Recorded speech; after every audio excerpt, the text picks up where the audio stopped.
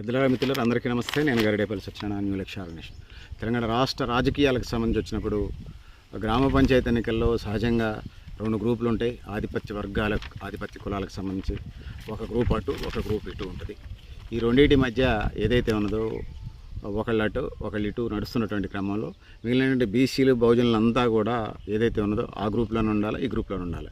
ఈ రెండు గ్రూపులు అటు అగేస్ట్ ఒకళ్ళు, ఇటు దిగేస్ట్ వాళ్ళు ఒకళ్ళు, అటు దిగేస్ట్ వాళ్ళు ఒకళ్ళు, ఇటు అగేస్ట్ ఒకళ్ళు. ఇదే ఉంటాయి గ్రామాల్లో. గట్టి పంచాయతీలు, కాడి పంచాయతీలు, ఇంకో పంచాయతీలు తప్ప మరొకటి లేదు అనేది ఈ సందర్భంగా నేను తెలియజేసుకుంటా ఉన్నాను. సోదరులారా, సోదరిమణులారా, ఏదైతే ఉన్నదో సామాజిక బాధ్యత ఏదైతే ఉన్నదో అది లేకుండా పోయింది. ఈ రాష్ట్రానికి సంబంధించి వచ్చినప్పుడు ఇవాళ కిషన్ రెడ్డి, రేవంత్ రెడ్డి ఇద్దరు రెడ్లు. ఆయన బీజేపీలో ఉంటాడు, ఆయన కాంగ్రెస్లో ఉంటాడు. ఈయన మీద ఆయన మీద ఆయన. ఈ చాలా కాలంగా ఇదే కథ నడుస్తూ ఉంది.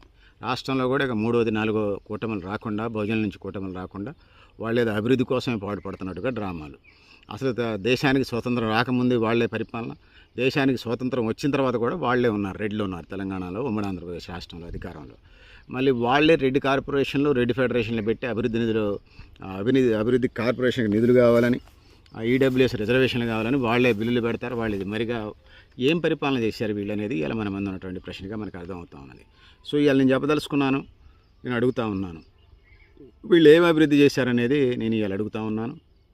ఇవాళ నేను అడిగేది కూడా అదే అనేది ఈ సందర్భంగా నేను తెలియజేసుకుంటా ఉన్నాను. సోదరులారా, సోదరిమణులారా, ఏదైతే ఉన్నదో ఇవాళ రాజ్యాధికారానికి సంబంధించి ఆధిపత్య కులాలే, ముఖ్యంగా 8% కూడా లేనటువంటి వాళ్ళు 10% రిజర్వేషన్కి సిద్ధమైన తగుదనమ్మా అంటూ తెలంగాణ రాష్ట్రంలో. సో దేశంలో 20% ఉంటే 10% రిజర్వేషన్స్, మరి 65% బీసీలకి సంబంధించి 38% రిజర్వేషన్స్ కనీసం ఇవ్వాలి కదా. సో మేమెంతో, ఎందుకోసం ఇవన్నీ అనవసరం మాటలు, మేమెంతో మాకు అంత బాట అయ్యండి, మీరెంతో మీరు అంత తీసుకోండి ఇవ్వాలనేది ఇలా మన ముందుకు వచ్చి ఉన్నది. ఇంకా తెలంగాణ రాష్ట్రానికి సంబంధించి వచ్చినప్పుడు జూన్ 21, 2026 ప్రాంతంలో యోగా డే జరుగుతుంది. 190 దేశాల్లో జరుగుతుంది. తెలంగాణ రాష్ట్రంలో కూడా యోగా డే జరుగుతుంది. 200లో 190 దేశాలు అంటే 97.5% పైగా, 98.5% దాకా, 97.5% దేశాలు ఇలా యోగా డే జరుపుతా ఉన్నాయి. అది అట్లుంచితే ఇవాళ తెలంగాణ రాష్ట్రానికి సంబంధించి బీఆర్ఎస్, బీజేపీ, కాంగ్రెస్ అడావుడి చేస్తున్న పరిస్థితి మనం చూస్తున్నాం. బీఆర్ఎస్ పార్టీ బీసీలకు సంబంధించి అది వ్యతిరేక పార్టీ, దాని మీద ప్రాబ్లం లేదులే. కానీ మళ్ళీ భిన్నాభిప్రాయాలు ఏమున్నాయి, మేము చేస్తాం కట్ ఆఫ్ పెట్టిందే బీఆర్ఎస్ వాళ్ళు. సో అది పరిస్థితి అనేది ఈ సందర్భంగా నేను తెలియజేస్తూ ఉన్నాను. ఇందులో ప్రధానంగా నేను ఇంకా తెలియజేసుకునేది ఏంటంటే, వాళ్ళు సభ్యత్వం క్యాంపెయిన్ చేస్తూ ఉన్నారు. బీఆర్ఎస్ వాళ్ళు సభ్యత్వం చేస్తూ ఉన్నారు. ఇంకా ప్రతిపక్షాన్ని అది ఆసరా తీసుకుని పెద్ద ఎత్తున అడావుడి క్యాడర్ని మొబిలైజ్ చేసే కార్యక్రమం చేస్తూ ఉన్నారు. ఇందులో ప్రధానంగా నేను చెప్పదలుచుకున్నది ఏంటంటే, బీఆర్ఎస్కి సంబంధించి ఇందులో ఇన్సూరెన్స్ ఒకటి ఉంది. తెలుగుదేశం పార్టీ ఎట్లయితే క్యాడర్ బేస్డ్గా ఉందో దీంట్లో కూడా చాలా కొన్ని రాజకీయ పార్టీలకు సంబంధించి మనం చూసుకున్నప్పుడు, ఆ రాజకీయ పార్టీలో జాయిన్ అయితే వాడు చనిపోతే, ఆ పార్టీ జెండా మోసి పేదరికంలో చనిపోతే, అంత్యక్రియలు, దశదిన కర్మలు తర్వాత సంగతి, అంత్యక్రియలకు భౌతిక ఖననం చేయడానికి సంబంధించి వచ్చినప్పుడు కనీసం మట్టి ఖర్చులకి వాటికి సంబంధించి కూడా బొమ్మలు తోవడానికి డబ్బు లేకపోతే వడ్డీకి తీసుకొచ్చి ఆ విధంగా బతికేటువంటి పరిస్థితి మనం చూస్తూ ఉన్నాం.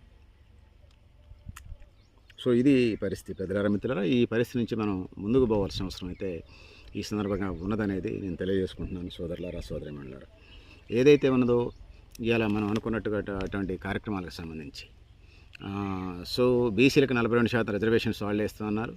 మళ్ళీ అది కాడి వదిలేసి పోయాడు. కంచాయలే గారు రాహుల్ గాంధీతో ఒకసారి చెప్పొచ్చి మంచి ఫ్యాన్ వేసుకొని పండుకున్నాడు. ఇక ఆర్ కృష్ణ బీసీ సంఘాలు, ఆయన బీజేపీ తిరుగుతారు, జాజీ శ్రీనివాస్ గౌడ్ కాంగ్రెస్ తిరుగుతున్నారు. బీసీని ఎవరు పట్టించుకోవాలి. ప్రజల్లో బీసీ వాదం ఉంది కానీ దాన్ని నిలబెట్టి వాటా తెచ్చుకునే కార్యక్రమం చేయట్లేదు. అధికారంలో ఎవరైనా ఉండండి, దాన్ని వాటా తెచ్చుకునే కార్యక్రమం జరగట్లేదు అనేది చెప్పక తప్పదు. సో ఇక బీఆర్ఎస్కి సంబంధించి కేడర్ పాలసీలో 5 లక్షల దాకా వాళ్ళు ఇచ్చే పరిస్థితి ఉన్నది. న్యాచురల్ డెత్ అయినా, యాక్సిడెంటల్ డెత్ అయినా. సో దాన్ని జనసేన, తెలుగుదేశం పార్టీ కూడా ఇంతకుముందే దాన్ని అమలు చేస్తున్నాయి. అదొకటి పేరుగా ఇది చేస్తూ ఉంది. సో ఒకప్పుడు నేను స్టూడెంట్ యూత్ లీడర్గా ఉన్నప్పుడు 45% తెలంగాణ రాష్ట్రంలో వాళ్ళ ఓటు బ్యాంక్ ఉన్నది. ఎమ్మెల్యే ఎన్నికలు, ఎంపీ ఎన్నికల తర్వాత మాకు 25% ఓట్లు ఉన్నాయని చెప్పేసి TRS, BRS, TBRS working president KTR అన్నాడు. అంటే 28 లోపే ఉన్నది. దాని తర్వాత కూడా వలసలు జరిగింది చాలా. వాళ్ళు 25 నుంచి 22% పడిపోయినట్టుగా మనకు అనిపిస్తుంది. సో అధికారంలోకి రావాలంటే తెలంగాణ రాష్ట్రంలో బీఆర్ఎస్ 25, వాళ్ళ లెక్క ప్రకారం 25 అనుకుందాం, అంటే 37 రావాలంటే 12% ఓట్ బ్యాంక్ రావాలి. బీఆర్ఎస్కి సంబంధించి వచ్చినప్పుడు ఒక 5-6% ఉన్న ఇంకొక 5-6% న్యూట్రల్స్ రావాలి. అది అయిద్దా, సాధ్యమైద్దా? కాంగ్రెస్ దోవుకుంటే బీసీలకు సంబంధించి వాళ్ళు ఇచ్చిన హామీలు అమలు చేయకుండా వాళ్ళు దోవుకుంటే తప్ప ఇంకొకసారి తెలంగాణలో తర్వాత సంగతి ఇది థర్డ్ టర్మ్ సంగతి ఏమిటెరుగు. రేవంత్ రెడ్డి చెప్పిండని కాదు, ఆయన చెప్పినా అంత మాకు సంబంధం లేదు. మాకు ఇచ్చిన హామీలు ఆయన నెరవేర్చలేదు. సో అది బీసీలకు సంబంధించి నెరవేర్చాల్సిన అవసరం అయితే ఉన్నది. ఆయన నైతిక బాధ్యత. సో రేవంత్ రెడ్డి అన్నట్టుగా రెండోసారి మేము వస్తాం, మూడోసారి కూడా మేము వస్తాం. అంటే మూడోసారి సంగతి దేవుడే కానీ మీరు దూకోకపోతే రెండోసారి మీరు వచ్చే పరిస్థితి కనపడతా ఉంది. కాంగ్రెస్ కోర్టులో మీనాక్షి నటరాజన్ సబ్జెక్ట్ ఒకటి కనపడతా ఉంది. సో ఏదైతే ఉన్నదో కేసు ఒకటి ఇచ్చేసేసి వాళ్లే ఎగదోలి మళ్ళీ కేసులు పెట్టిస్తూ ఉన్నారు. బీజేపీ పని అని చెప్పేసి కాంగ్రెస్ విమర్శలు చేస్తూ ఉంది. కొట్టేసి నోటీస్ ఇచ్చిన కేసుని మళ్ళీ తిరగదోడే కార్యక్రమం, ఇంకొక కోర్టులో వేసే కార్యక్రమం ఇలా వాళ్ళు చేస్తున్నటువంటి పరిస్థితి మనం చూస్తున్నాం. గతంలో మాజీ ఎంపీగా పనిచేసినటువంటి దీది మీనాక్షి నటరాజన్ ఎవరైతే ఉన్నారో ఆమె తెలంగాణ రాష్ట్ర ఇన్ఛార్జిగా పనిచేస్తుంది ఆల్ ఇండియా కాంగ్రెస్ తరఫున. సో ఆమె మధ్యప్రదేశ్ నుంచి ఎంపీగా ఎన్నిక అవ్వడానికి జరిగేటువంటి క్రమంలో ఇక్కడ ఉన్నటువంటి కాంగ్రెస్ వాళ్ళే కేసులో నేను ఇన్ఫర్మేషన్ దాన్ని అలా చేయటం. సో అది పెద్ద ఇష్యూ కూడా కాదు. సో ఎలక్షన్ కమిషన్ ఏదైతే ఉన్నదో దానికి సంబంధించిన ఆఫీసరు వైఫల్యం కనపడతా ఉన్నది. ఎందుకంటే ఏమి లేని కేసు మళ్ళీ ఇప్పుడు పెడితే అది వేరు సంగతి. సో అట్లా చెప్తే అఫిడవిట్లలో చాలామంది రేపిస్టులు, మర్డర్ చేసిన వాళ్ళు, రౌడీ షీటర్లు, గ్యాంగ్స్టర్స్ కూడా ఇలా రాజ్యసభలో, లోక్సభలో ఇలా వీళ్ళుగా ఉన్నారు. ఎవరుగా? ఎమ్మెల్యేలుగా, ఎమ్మెల్సీలుగా, అంటే చట్టసభల్లో ఎమ్మెల్యేలుగా, ఎమ్మెల్సీలుగా, రాజ్యసభ, లోక్సభ సభ్యులుగా ఉన్నారు. సో మీనాక్షి నటరాజన్కి సంబంధించి అది పెద్ద ఇష్యూ కూడా కాదు. అది అయిపోయిన తర్వాత మళ్ళీ అది కేసు రేజ్ చేస్తూ ఉన్నారు ప్రశాంతంగా ఉండటం కోసం. వాళ్ళు ఆడన్న చావనండి, అదొక భాగం. సో ఇది పరిస్థితి తెలంగాణ రాష్ట్రానికి సంబంధించి. కాంగ్రెస్ అడావుడిలో ఉంది. ఇచ్చిన వాగ్దానాల్లో మేము చేసినవంటా ఉన్నారు. రైతు బంధు చేస్తూ ఉన్నాం అంటున్నారు, రైతు భరోసా చేస్తున్నాం అంటున్నారు. సో గిట్టుబాటు ధరలకు సంబంధించి కేంద్ర రాష్ట్ర ప్రభుత్వాలు దోబుచ్చులాడుతున్నాయి. విద్యారంగానికి సంబంధించి బ్రేక్ఫాస్ట్ ఒక పథకం పెట్టారు, మిడ్ డే మీల్స్ నడుస్తుంది. ఐసిడిఎస్ ద్వారా గతంలో స్కీమ్స్ నడుస్తున్నాయి, ఆరోగ్యశ్రీ నడుస్తున్నాయి, ఆరోగ్యశ్రీ పెండింగ్ బిల్లులు, బీసీ స్కాలర్షిప్లు పెండింగ్ బిల్లులు అట్లే ఉన్నాయి తెలంగాణ రాష్ట్రానికి సంబంధించి. మళ్ళీ అకాడమిక్ ఇయర్ స్టార్ట్ అయింది.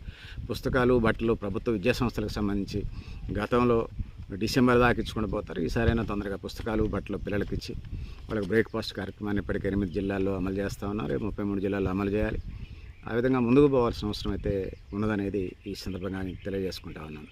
ఇక తెలంగాణ రాష్ట్రానికి సంబంధించి బీజేపీ సో మేము అది ఇచ్చినా అసలు బీజేపీ లీడరు మరి వాళ్ళు ఎవరో ఇచ్చేవాడు, మనం ఎవరో తీసుకునేవాడు. రూపాయి ఇక్కడ పన్నులు కట్టి, ఇక్కడ నుంచి పన్నులు కట్టి పంపిస్తూ ఉంటే వాళ్ళు 33 పైసలు ఇస్తూ ఉన్నారు. ఆయన కిషన్ రెడ్డి ఒక ఆయన ఉంటాడు, ఆధిపత్య కులాల రిప్రజెంటేటివ్ ఆయన, రెడ్డి రిప్రజెంటేటివ్ ఆయన, అగ్రకుల రిప్రజెంటేటివ్ ఆయనకు అనుబంధమైనటువంటి నారప్రసాద్ రామచంద్ర యాంటీ రిజర్వేషన్స్ ఉన్నాయని పెట్టుకున్నాడు. వాళ్ళు ఉన్నది వీళ్ళు ఉన్నది చాలా తక్కువ. సో అందులో చాలా ప్రధానంగా నుంచి తెలియజేసుకునేది ఏంటంటే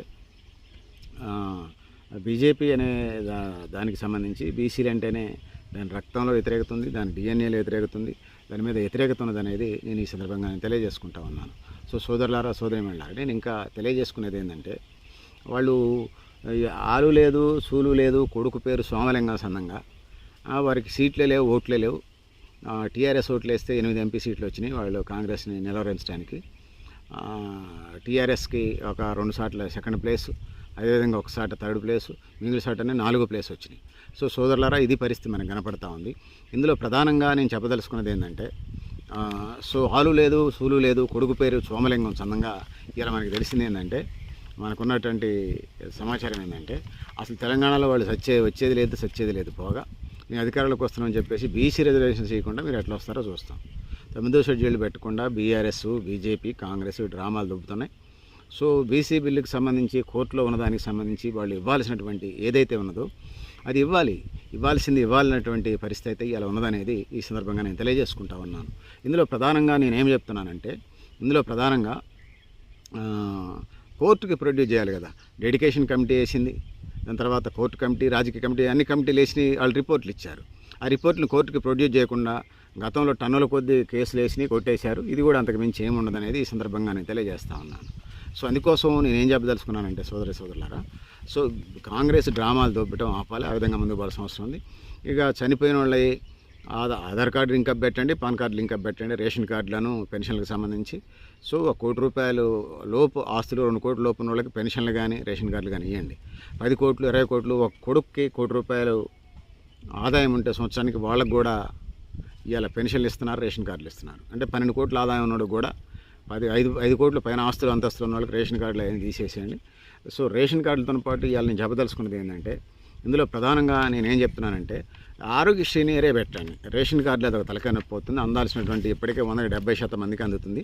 అందాల్సినటువంటి ఇది అందట్లేదు అనేది ఈ సందర్భంగా నేను తెలియజేసుకుంటా ఉన్నాను. సో సోదరులారా, సోదరిమణులారా, ఆ విధంగా ముందుకు పోవాల్సిన అవసరం అయితే ఉన్నదని తెలియజేసుకుంటా ఉన్నాను.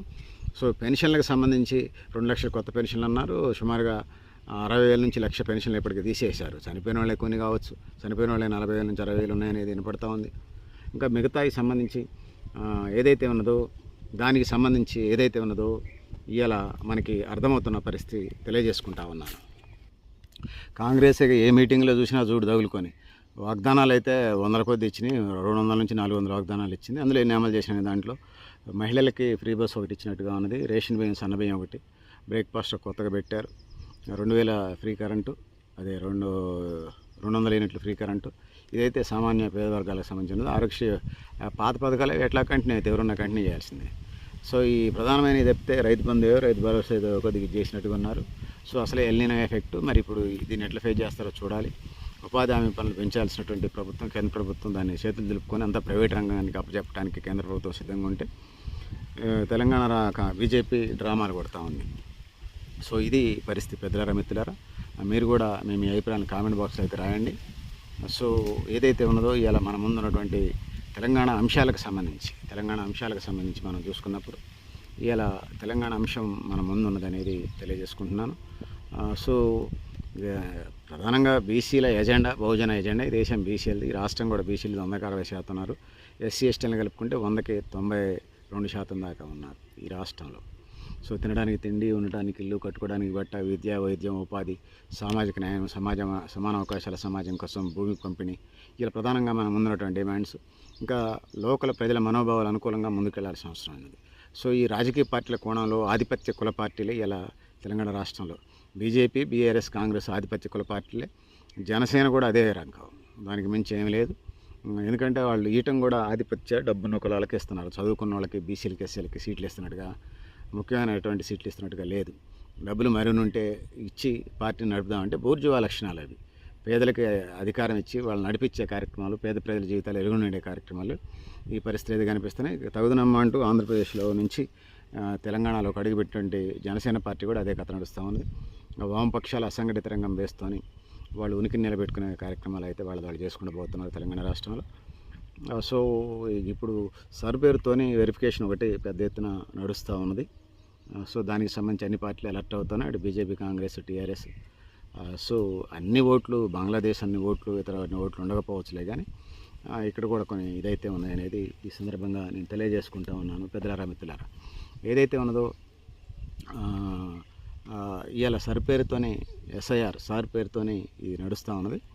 సో ఓటర్లో వెరిఫికేషన్ అన్నిటికి సంబంధించి సో ఇక రేవంత్ రెడ్డి అను కిషన్ రెడ్డి 2 ముఠాలు గ్రామ పంచాయతీలు ఉంటే వీళ్ళది అదే కథ నడుస్తూ ఉన్నది. చూద్దాం, ఇదే కథ. ఇది వాళ్ళు ఒకళ్ళ మీద ఒకళ్ళు చేయటం. మరి ఇన్ని సంవత్సరాల తర్వాత ఇన్ని సమస్యలు ఎన్ని పెండింగ్ ఉన్నాయి ప్రజలకు సంబంధించి? ఎందుకు అందరికీ ఇళ్ళు లేకుండా ఉన్నాయి? ఎందుకు ఇలా సింగపూర్, మలేషియా, అమెరికా లాగా ఈ కుటుంబాలు మాతా శిశు మరణాలు ఎందుకు జరుగుతూ ఉన్నాయి? రక్తహీనత సమస్య ఎందుకు ఉంటా ఉంది? సంపూర్ణ అక్షరాస్యత ఎందుకు సాధించలేదు? త్రాగునీరు, సాగునీరు సంపూర్ణ ఎందుకు సాధించలేదు? పేదరికం లేని సమాజ నిర్మాణం ఎందుకు జరగలేదు? ఈ రెడ్లకు సంబంధించిన పరిపాలన. ఆ రెడ్డి ఆయన అంటాం, ఈ రెడ్డి ఆయన సమాధానం. ఈ రెడ్డి ఆయన మీద అంటే ఆ రెడ్డి ఆయన మీద, కిషన్ రెడ్డి రేవంత్ రెడ్డి మీద, రేవంత్ రెడ్డి కిషన్ రెడ్డి మీద వారికి వారే బహిరంగ రాకలు రాసుకుంటాం. దీని వెనక రెడ్డి జాగృతి వాళ్ళు బీసీ రిజర్వేషన్ అనేసరికి దాని మీద వాళ్లే కేసులు అయిపోయడం రెడ్డి సమాజం. సో ఇది నడుస్తూ ఉంది. అగ్రకులాలు అన్ని పార్టీలు ఉన్నారు. భవిష్యత్తులో ఇంకే పార్టీ అధికారానికి వస్తే వాళ్ళు పోతారు. ఆధిపత్య కులాలు పార్టీలు మారితే అది ఏదో రాయసంలాగా, కింది కులాల పార్టీ మారితే అది ఒక నేరంలాగా తెలంగాణ రాష్ట్రంలో, సమాజంలో మనకు కనిపిస్తూ ఉంది. సో ఇది పరిస్థితి. పెద్దలారా, మిత్రులారా, మీరు కూడా మీ అభిప్రాయాన్ని కామెంట్ బాక్స్లో రాయని తెలియజేస్తూ, నేను గరిడేపల్లి సత్యనారాయణ, న్యూ లక్ష్య ఆర్గనైజేషన్. సో ఇది ఎజెండా. పెన్షన్లు, భూ చట్టాలు అన్నీ చేయాలి. సో ఇస్తున్నట్టుగా 42% రిజర్వేషన్స్ విద్యా ఉద్యోగాలతో పాటుగా స్థానిక సంస్థల రిజర్వేషన్ కోసం కృషి చేయాలి. సో మరి మున్సిపల్ కార్పొరేషన్ ఎన్నికలు, ఎంపీటీసీ ఎన్నికల్లో వాళ్ళు 42% చేస్తారా లేదా చూడాల్సిన అవసరం అయితే ఉన్నదనేది నేను తెలియజేసుకుంటున్నాను. సో పెద్దలారా, మిత్రులారా, ఇది పరిస్థితి. సో మీరు కూడా మేము అభిప్రాయాలు కామెంట్ బాక్స్ రాయండి. నేను డిస్క్రిప్షన్ కామెంట్ బాక్స్లో మరింత సమాచారం రాస్తానని తెలియజేసుకుంటూ, నేను గరిడేపల్లి సత్యనారాయణ, న్యూ లక్ష్య ఆర్గనైజేషన్.